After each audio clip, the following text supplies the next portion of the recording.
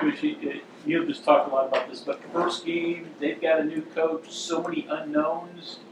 How do you go into this? Well, that's a good point. A lot of unknowns, a lot of speculation. You know, you try to do the best you can, researching. So, and we've obviously watched a lot of Charlotte. We've watched a lot of Elon. You look at a lot of little things to see what they might do and how it matches their players. You know, they got a couple of new guys on the transfer, a little kid from, not little kid, but the transfer from Penn State. You know, how they're going to use him. The transfer from UCF to play, he's a backup, so that means the other guy's doing obviously better. I think they're not having the one receiver. So it makes 17 probably more the go-to guy in the game. So there's a lot of stuff like that. Then you look at a lot of stuff like at Elon, how well coached their offensive line was. I mean, they did a really good job. If a D lineman was in what we call a G rather than a shade, it changed blocking schemes and this and that. So and how well they were at adjusting. So you know, that's a lot of little things that coaches would look at. So we have been and we are working about as hard as you can, and you can also create paralysis by analysis somewhat if you try to do too much. So those are things that coaches do in a meeting room, whereas you may not present that to your players. You look at free safety, you've got Norwood and Martin listed on the depth chart. A year ago this time, one guy was a quarterback, another guy was a high school quarterback. Just where are you at with those guys right now as we get ready to go? Well, I think they've both progressed very well in camp. They both want to be good very, very badly. They're probably doing as well as they can, and neither one of them are where I think they're going to be by the end of the season. At least hope not. And so you know, we're continuing every day is trying to get better. And what we got to make sure as coaches we do is we take it one day at a time and get everything we can out of today. I've heard it said, take all the air out of the ball. You know, probably a basketball saying, but we're trying to squeeze all the improvement we can out of them every day. And you know, we'll worry about tomorrow. I know that says that several times in the Bible. So anyways, that's where we're at with that. They're getting better. They both had good camps, and they're trying really hard. I'm sure you are going to assume people will try to attack your own safeties tactically. What are some things you can do? Well, I mean, yeah. I'm sure they'll try to attack a lot of places. They start looking at all the FRs on the roster, but that is what it is, and so we'll see.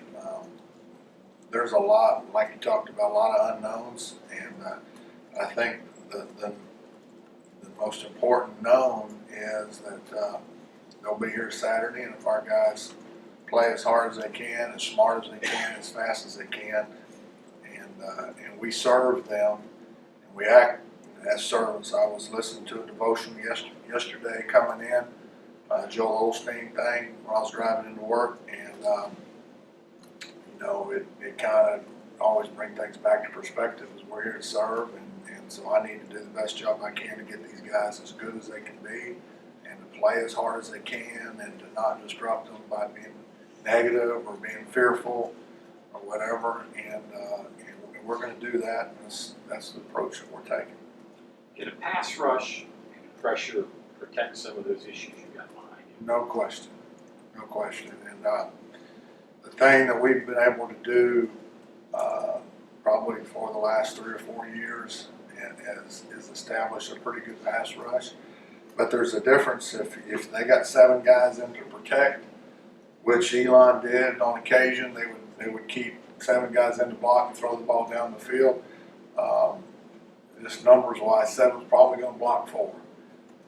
So we have to be prudent in our pressures. We have to be able to go blitz them, but we also have to be prudent. If you're blitzing and they're throwing the ball, they run a lot of screens. And if you're blitzing and they're throwing screens, then that probably isn't what you want either. So you got to kind of do the best you can to disguise, and then you got to play your fundamentals and play your gaps. Our guys have done a good job through the spring, and have really probably taken it to another level this fall as far as understanding all the things that Coach Leslie's been trying to get them to do as far as angles and hands and all that stuff. Let me tell you, their offensive line has really solid, cohesive group. They played a lot of football together. That they're going to be a great challenge for us. You mentioned Elon. Something that jumped out. They were the only team that really ran on James Madison last year. I think they had 212 yards. Yep. Can you get They're really good at running the football. And like I talked about, Elon's offensive line was extremely well coached. Offensive line coaches, James Madison now. And Signetti's an offensive guy. They know how to hurt teams, and they did a really good job of getting numbers to one side or the other. They run a lot of counter plays, zone plays. We worked a lot of the formations. They're going to be in 12 personnel probably a lot. Statistically, I think it was 35% of the time. Both them and Charlotte were approximately about the same. So we're expecting some what we call 12 personnel somewhat, and they've got two big quality tight ends on their team. So there's a lot of factors, and we don't really see too much 12, and so we haven't practiced it much. So that's something that we've addressed. Vic, when you go and talk about balancing being aggressive and Yes. being prudent, especially with so many guys you said are young. Yes. Neil said he wants to just let his guys go, and he said coaches probably feel a little bit different trying to protect their guys. Where do you say that? How do you go his way when you know what you want to do too? Well, I tell you what, we're tired of going against our offense. Our offense challenges us every day, throwing the ball, particularly down the field, and so those are things we've worked on extremely hard. There's a lot. We're gonna be a lot different than what y'all saw in the spring game from us defensively. We obviously didn't show very much what we're really doing, and so it's going to be interesting to see. Watch these guys play, and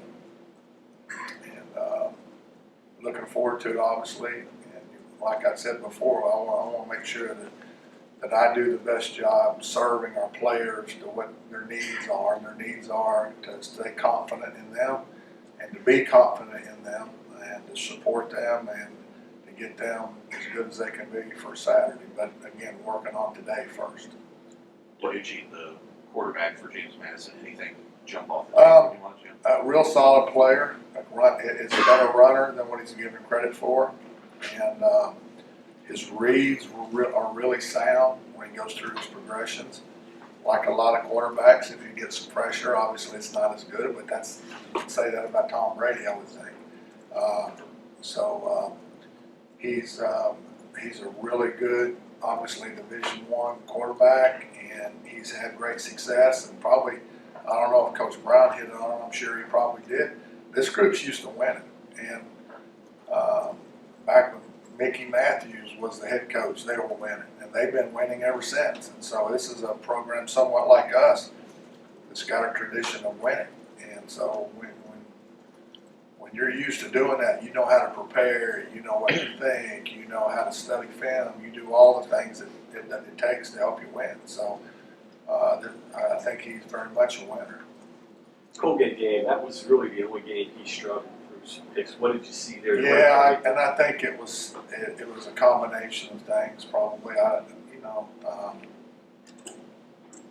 Colgate was pretty highly ranked on defense, as I recall. We looked that up, but I just think it was less him and more just the team deal. These first 4 games, what do you think you might get out of Jared Bartlett at that bandit spot? Great question. He's been hurt a whole bunch in camp. He's had an ankle sprain, and anybody that's had one of those understands that they're a nagging deal. You try to play, and he's out there hauling around a little bit like a pirate, And so we're hopefully we can get him a little bit fresh. We really don't know what he's capable of, because we only had him in practice for about a week, so that's still a little bit of an unknown. Dante Stills, Yes. I understand the last couple of weeks he's really come on a little bit. Yeah, You've seen it something seems like, you know, coaches have different ways of saying this, but it seems like he's matured a little bit. You said it in a different way. Well, yeah, but obviously.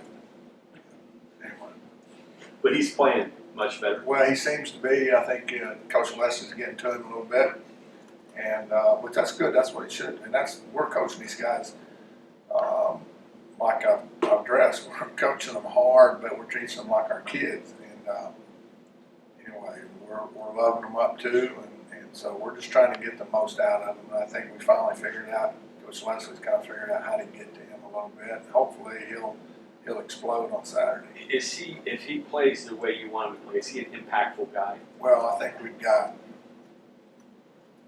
at least 7 to 8 defensive linemen that I will not be surprised if during the game that they make plays. You know, so I'm not saying that they're the 86 Bears or not anything right now, but I say that, and I think that they'll make some plays, expecting them to make some plays.